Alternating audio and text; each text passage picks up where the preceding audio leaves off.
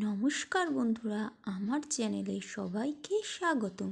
আজকে আমি তোমাদের দেখাবো সর্ষে ডিম ভাপা।